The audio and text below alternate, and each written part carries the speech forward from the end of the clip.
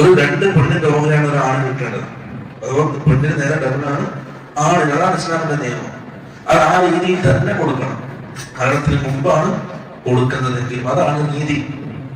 കാരണം ഇസ്ലാം പഠിപ്പിച്ച രീതിയിൽ ജീവിക്കുകയാണെങ്കിൽ ഉമ്മാൻ ഇപ്പാൻ വാർദ്ധക്യത്തിൽ നോക്കേണ്ട ബാധ്യത ആണിനാണ്, ആൺമക്കൾക്കാണ്.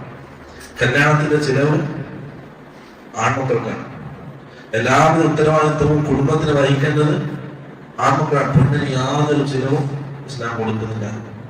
അവിടെ ചെറുപ്പത്തില് മകളാകുമ്പോൾ പിതാവല്ലെങ്കിൽ സഹോദര ബാധ്യതയാണ്, നിർബന്ധ ബാധ്യതയാണ്. കല്യാണം കഴിച്ച ഭർത്താവ്